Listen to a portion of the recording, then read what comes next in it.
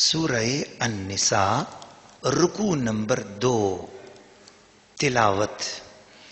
یوصیکم اللہ فی اولادکم للذکر مثل حظ الانثیین فإن کن نساء فوق اثنتین فلہن ثلثا ما ترک وإن كانت واحدة فلها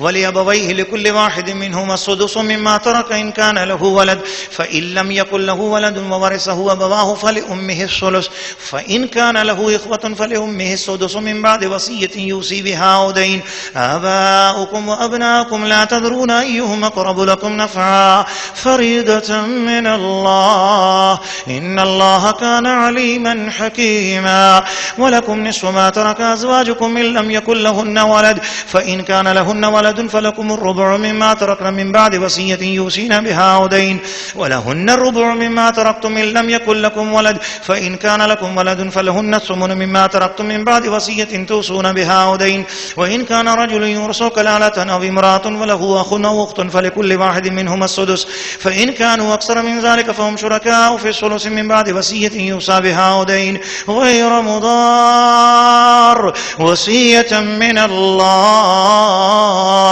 والله عليم حليم تلك حدود الله ومن يطع الله ورسوله يدخله جنات تجري من تحتها الأنهار خالدين فيها وذلك الفوز العظيم ومن يعص الله ورسوله ويتعد حدوده يدخله نارا خالدا فيها وله عذاب مهين. سورہ النساء رکوع نمبر 2 ترجمہ کنز الایمان. اللہ تمہیں حکم دیتا ہے تمہاری اولاد کے بارے میں، بیٹے کا حصہ 2 بیٹیوں کے برابر ہے، پھر اگر نری لڑکیاں ہوں اگرچہ 2 سے اوپر تو ان کو ترکہ کی 2/3، اور اگر ایک لڑکی ہو تو اس کا آدھا، اور میت کے ماں باپ کو ہر ایک کو اس کے ترکہ سے چھٹا. اگر میت کے اولاد ہو اور پھر اگر اس کی اولاد نہ ہو اور ماں باپ چھوڑے تو ماں کا 1/3، پھر اگر اس کے کئی بہن بھائی ہوں تو ماں کا چھٹا، بعد اس وصیت کے کہ جو وہ کر گیا، اور دین کے. تمہارے باپ اور تمہارے بیٹے، تم کیا جانو کہ ان میں سے کون تمہارے زیادہ کام آئے گا. یہ حصہ باندھا ہوا ہے اللہ کی طرف سے، بے شک اللہ علم والا ہے اور حکمت والا ہے. اور تمہاری بیبیاں جو چھوڑ جائیں اس میں سے تمہیں آدھا ہے اگر ان کی اولاد نہ ہو، پھر اگر ان کی اولاد ہو تو ان کے ترکہ میں سے تمہیں 1/4 ہے جو وصیت وہ کر گئیں، اور دین نکال کر. اور تمہارے ترکہ میں عورتوں کا 1/4 ہے اگر تمہارے اولاد نہ ہو، پھر اگر تمہارے اولاد ہو تو ان کا تمہارے ترکہ میں سے 8واں جو وصیت کر جاؤ اور دین نکال کر. اور اگر کسی ایسے مرد یا عورت کا ترکہ بٹتا ہو جس نے ماں باپ اولاد کچھ نہ چھوڑے اور ماں کی طرف سے اس کا بھائی یا بہن ہے تو ان میں سے ہر ایک کو چھٹا، پھر اگر وہ بہن بھائی 1 سے زیادہ ہوں تو سب تہائی میں شریک ہیں. میت کی وصیت اور دین نکال کر جس میں اس نے نقصان نہ پہنچایا ہو. یہ اللہ کا ارشاد ہے اور اللہ علم والا حلم والا ہے. یہ اللہ کی حدیں ہیں، اور جو حکم مانے اللہ اور اللہ کے رسول کا، اللہ اسے باغوں میں لے جائے گا جن کے نیچے نہریں رواں، ہمیشہ ان میں رہیں گے، اور یہی ہے بڑی کامیابی. اور جو اللہ اور اس کے رسول کی نافرمانی کریں اور اس کی کل حدوں سے بڑھ جائیں، اللہ اسے آگ میں داخل کرے گا جس میں ہمیشہ رہے گا، اور اس کے لیے خواری کا عذاب ہے. سورہ النساء رکوع نمبر 2 تفسیر. ناظرین و ناظرات اور سامعین و سامعات،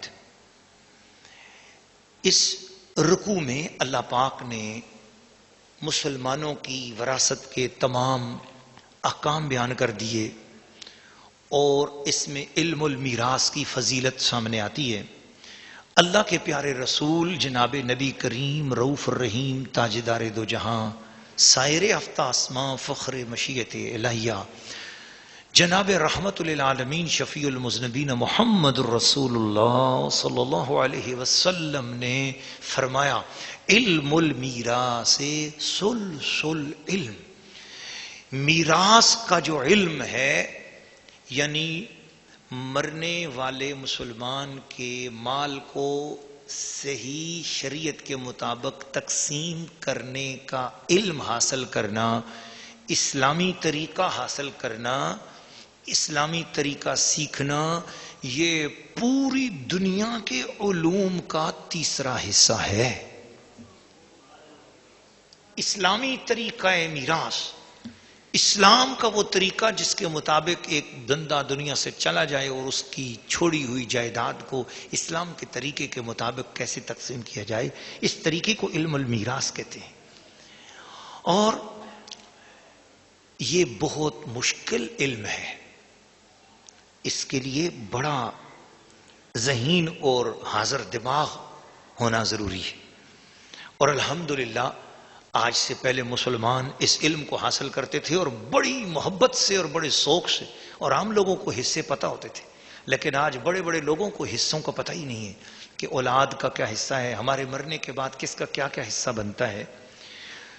تو میں سمجھتا ہوں کہ اس کے حوالے سے ہمیں علماء کرام کے پاس جانا چاہیے اور اس علم کے حوالے سے مسائل سیکھنے چاہیے، اور اپنے بعد اپنی اولاد کے لیے کسی قسم کی تاکہ کوئی پریشانی نہ ہو۔